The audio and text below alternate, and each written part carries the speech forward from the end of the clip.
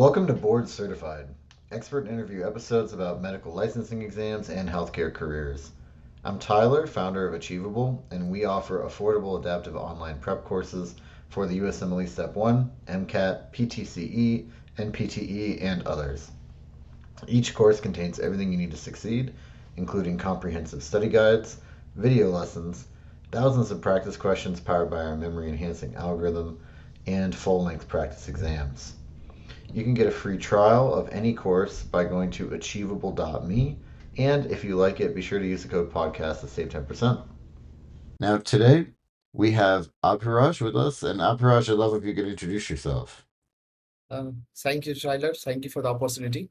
So, hello everyone. I am Aviraz Yadav. I am international medical graduate from Nepal. I've completed my USMLE Step 1, Step 2 CK and OET, and I have been consistently and actively guiding international medical aspirants as well as the medical students to easily navigate the USMLE journey. And I'm very happy and excited to share my insights with you all today. Thank you. Yeah, fantastic. And today that's going to be our main topic is the USMLE just broadly. And so first, let's just give people kind of a primer. What is the USMLE? Yep, so USMLE stands for the United States Medical Licensing Examination, just easy as it sounds. And it has typically three steps of the USMLE proper. The USMLE Step 1, that tests your basic science knowledge. USMLE Step 2 CK, and the CK means clinical knowledge, and the USMLE Step 3. You do not need USMLE Step 3 to apply for the residency, but before you can apply as an international medical graduate, you do need to sit an English exam, and the USMLE have recognized the occupational English test, the OET, uh, to be fulfilled. And once you get all of this prerequisite, that is the USMLE Step 1, Step 2, and OET done, then that actually to apply for residency in the United States of your choice. So that's what typically on and around what USMLE is all about. Yeah, great. Yeah, and I think it's important for context for people that basically you're usually taking the USMLE while you're in medical school of some fashion, like medical graduate school in the United States, or if you're abroad, you're going to be taking it while you're doing essentially what is just medical school. There's no undergrad in a lot of places. It's just you go to medical school straight away. So that's what makes it extra challenging, correct?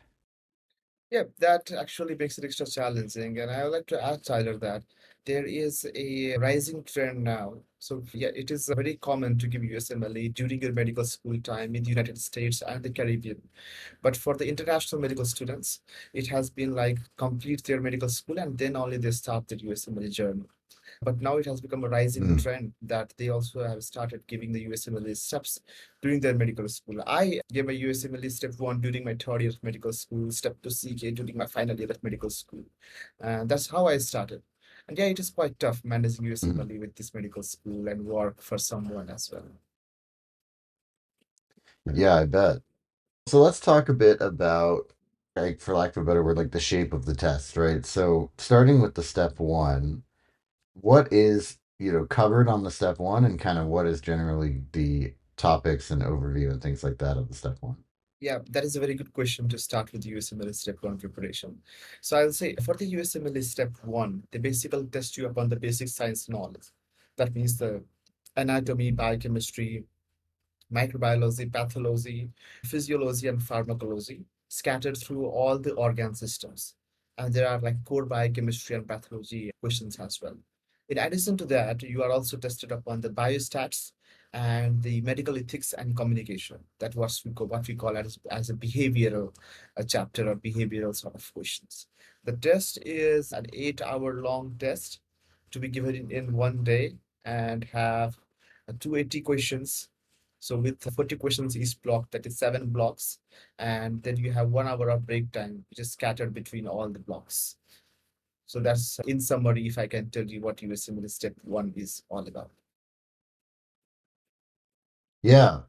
Well, and with each of these blocks, essentially there's up to 40 questions per block, right?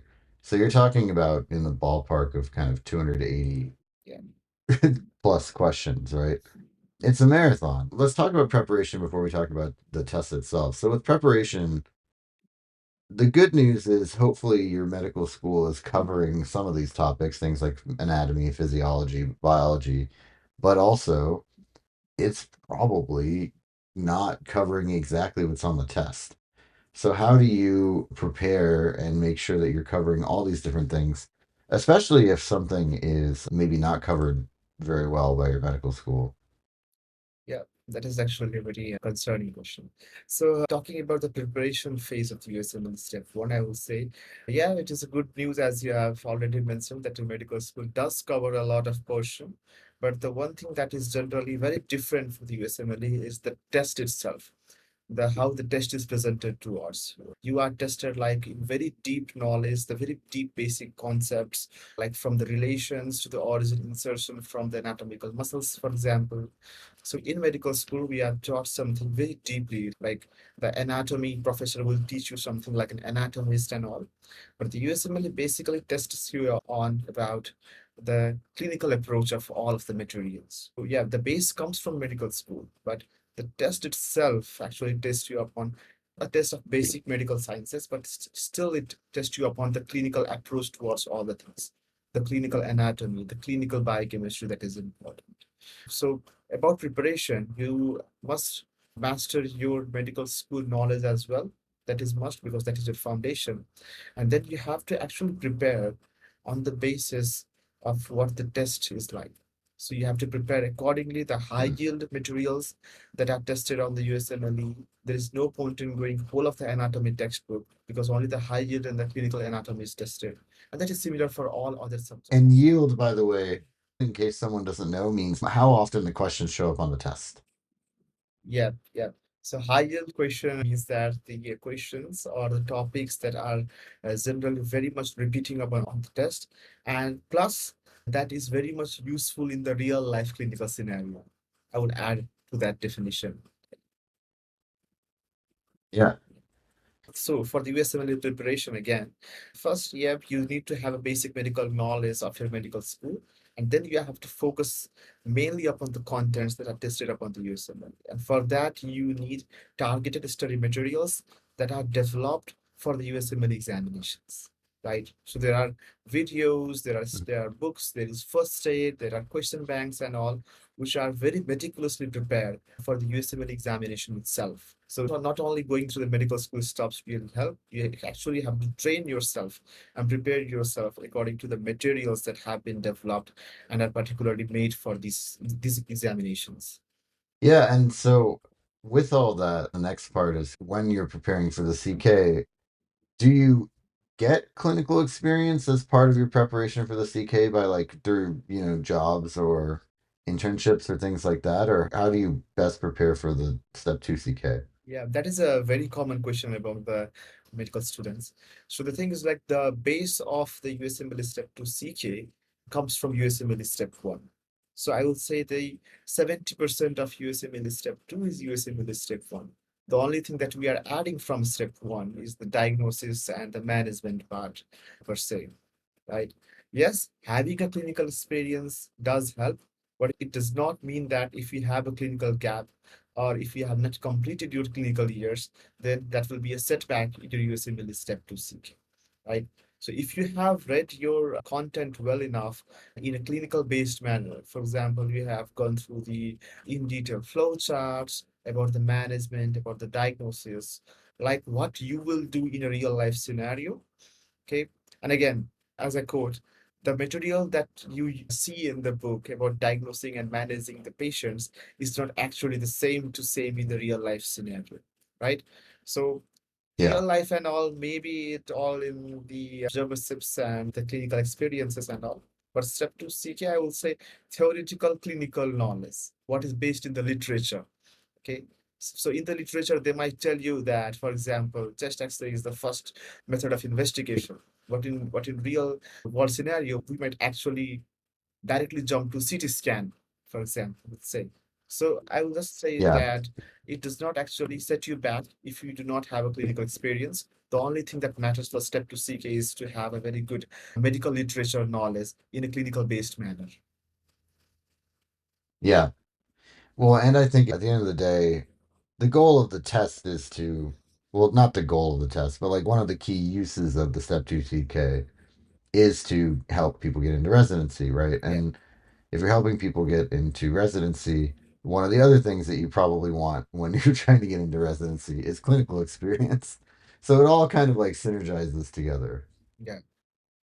So about that, I will say yes, Step 2 CK is an examination that is making you prepared to get into residency and all. But all of the program directors, all of the faculties do want you to have a very good medical knowledge, right? Because you are being trained or you are being welcomed as an intern. They do not expect you to know that, okay, what will be the CT scan finding in this image. They should expect from you that yes, if you do not have a CT scan available, jump on a CT scan. You should know that even we are using CT scan, chest X-ray is still the first method of choice.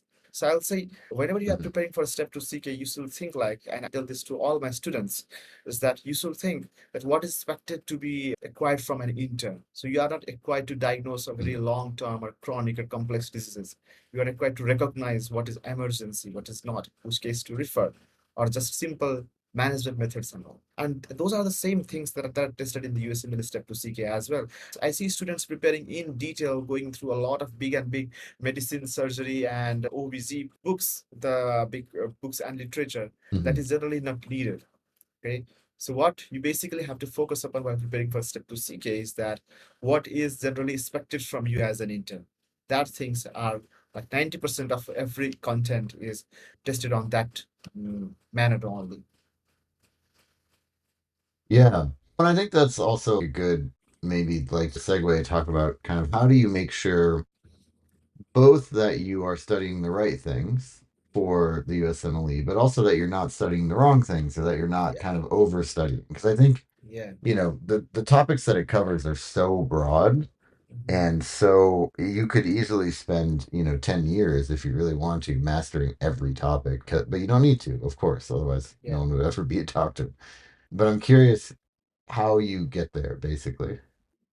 How you figure out what is going to be high yield on the test, and then also what is just not going to be on the test at all, and you can ignore it. Yep. So, no, first I would like to break the myth that there is no complete resource for any of the USMLE examination. There is no single resource that will guarantee you that all of the questions will appear from this single resource, right? So the only thing is that you have to just follow a resource.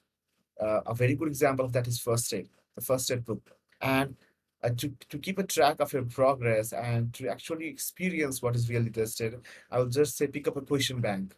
All of the question bank that Right. have been developed, maybe it may be you or any other question bank, they have been very thoroughly prepared by very experienced examiners and all.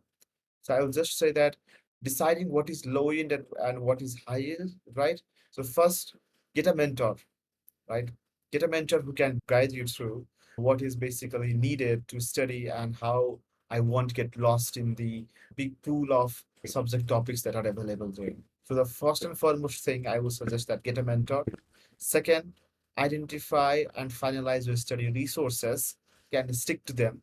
And third, choose a question bank and strictly follow that question bank to monitor your progress. And that question bank will itself give you a brief experience of what are the things and how are these things actually tested in the real examination. But I will say I will mostly focus upon that you need to get a mentor who have done these things and who can actually guide you throughout the process so that you don't get lost enough in the whole pool of question and topics that are there. Because as you have mentioned, even 10 years is not enough to complete all the topics that can be tested. So there is a very fine gap between what can be tested and what will be tested. So I'll just say, so these are just my 2 cents on the high yield and the low yield materials of examination.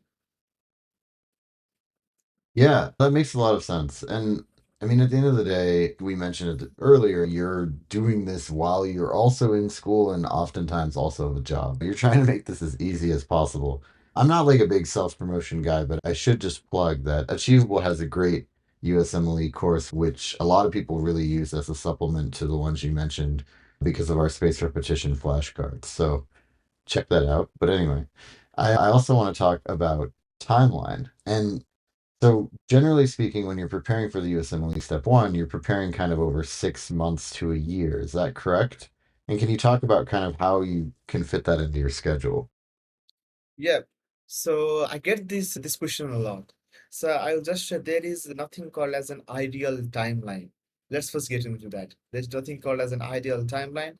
Only you can decide your own timeline. But if you ask me generally, your goal should be completed USMLE Step 1 within 6 to 8 months of starting the preparation, because it does not actually help much if you delay the examination for more than 8 months, for example, a year and a half. It is not going to actually help. So you still have a very strict and very disciplined study plan to actually complete your USMLE Step 1 at least within 6 to 8 months of starting a preparation, right? And if you have really developed your knowledge very well in the 6 to 8 months of USMLE Step 1, it does not actually require much to prepare for Step 2. So you can actually sit for Step 2 in nearly 3 to 4 months, right? And this might be true for other individuals who are actually doing a job side by side. There can be plus minus 2 months of addition into this timeline. But ultimately, I will say please do not prolong your study preparation phase and have a very strict and disciplined routine to study and complete the steps. I will say within 8 months for step one and within 4 months for step two. Yeah, and there's a practical reason for that, right? Which is that essentially a lot of the work that you're going to be doing when you're preparing for either of these tests is making sure you remember everything. That's why Mhm. spaced repetition is so popular in this community because it's a great way to remember things. But the longer, let's say you do a 12-month study period, that's a lot more time that you have to remember everything you learned 11 months ago. And so that's really important. I think that trying to condense the timeline as much as possible, like you said, would give you the best opportunity for success. And then the other thing that you mentioned is a strict schedule. And I'd love to talk about that more. I mean, one of the things, advices that I give to people is basically you should treat this almost like a job and you should put it in blocks in your calendar. That's like every Monday, 4 hours, I'm going to do this every week. And more than that, but that's an example. What other advice do you have for sticking to the schedule as you're studying? Yeah, so generally, what I advise my students and the people who I talk to very often and mentor them is that first is that you have to set your priorities, right? What are your priorities Mhm. in the life? And you have to sacrifice something to gain something. Okay, start from there. So it is not like you can actually enjoy a lot, go to parties and clubs and sports a lot. Those all things are also important, but it's not like you can do everything and still do very good in this examination. So you have to actually realize that Right. I have to give up something to make time for this preparation. So when I used to prepare for my USMLE and all, so as I mentioned you, this is not a trend to give USMLE during your medical school years. So everybody was like, we will just chill out and just focus on medical schools. We won't take much stress preparing for the USMLEs and all. And I was like just sitting in my room preparing for hours and hours every single day while people were out there, what to say, enjoying their college life. I'm not telling you that you should totally crumble up your college life and throw it in the corner. I'm not honoring that, right? But what I really want to say is that if you plan really well and if you actually track down your preparation and all, you can actually be years ahead than people around you, just with the right strategy. Number one. Number two is that please prioritize things in life that make up in all of our lives. So it is like there will be 10 things in your 24 hours that takes up your entire day. You have to sit down, make a list of that, and you have to think like, again, this is a very bold statement to make. You have to think and decide. So among these 10 things, what are the things that if I want to do for the upcoming 8 months, it is not going to significantly impact my life? Right. Yeah. So we Well, have. and it's more like this is going to significantly impact your life, right? Yeah, yeah, obviously. So if you can take out two to three things from your daily life, which is not going to significantly impact your life, even if you won't do it for the upcoming 6 to 8 months, then obviously take those out and make time for your USMLE and your study. Because you are in medical school and your primary job is to study. Imagine like if when you complete examinations, you enter into residency and all, life is all fair enough. You can do parties and clubbing and everything as much as you like at that time. So I will just say my honest opinion is that please prioritize your life and try to make it as disciplined as you can. And please think about the bigger picture rather than focusing on the small things that is happening in your life right now. Well, and I think a big piece of it too is that, becoming a doctor is not something everybody can do, and it's hard. And that's part of the reason why it is so well paying and also so prestigious, is because it is hard, right? And it does require that while your friends are out partying, you're probably studying for a couple of years at least at a time. So that all I think makes sense. We haven't really touched on step three too much. Let's just go over that really quickly. So, what is step three? When does it come into the picture? Yeah. So when you look at the USMLE examination format, it is actually framed enough to match your medical journey, to match your journey as a doctor. So step one is your first and second year of medical school, that is the basic sciences. Step two CK is about making you a very good intern and testing your intern knowledge. And step three is about the first year of the residency, which is nearly similar for almost all of the residency programs. Even if you go to surgical specialties, there might be a prelim year that might run as similar to other residency programs. So that's how a test is designed. So step three is designed for those who have completed their first year of residency, and before entering their third year of residency, they need to complete the test. And step three tests you upon knowledge according to that only. And step three is not a prerequisite criteria to apply for residency. So do not take much stress even if you have not completed step three. Obviously, completing step three does provide you an extra edge among other applicants, because now the programs are very confident on you that they won't have to worry about whether you will pass step three or not. Because I have mentioned, if you do not pass step three, you cannot begin your third year of residency. So if you do not pass, they might lose a resident. So passing step three does give you a very extra edge among other applicants. We are very much competitive in comparison to others. And what is tested in step three is all almost everything of step one and step two, plus the knowledge that you actually gained from the real hospital or real clinical experience. So there are like simulated cases of patients. They might present you a case like, here is a 21-year-old female that presented to you in ER with this complaints, and then just you have to select, like you are working in a real life scenario, what will be the first test I will send, what will be the examination and history that I will take up. So I would say step three is mostly about what you learn in your first year of residency, or I would say if you have gone well enough, you have dedicated yourself well enough in your final year of medical school, I will say intern year for some of the universities, then step three tests you all upon that knowledge, like what you have gone through in the past 1 year. And I will say step three is a pretty much standardized examination, and if I compare USML step one, step two, and step three I would say is the toughest because it tests all of the one and two. But at the same time, I would say step three is the real examination that actually tests how a doctor should be. Right. And it's tying it all together, right? And Yeah. that's what it sounded like just listening you talk about it. Yeah, I think this is a good overview for all the USMLE step exams, and I'm curious if there's just anything that we haven't discussed that you wanted to make sure we covered today. I will just say that in the whole of this USML journey, the most important thing is proper planning. If you can plan things very properly, if you can dedicate yourself from the first year of medical school, then actually you can give your step one in no time. If you have a very good base knowledge, because now you are preparing for the whole 2 years for step one, you have very good knowledge for step two as well.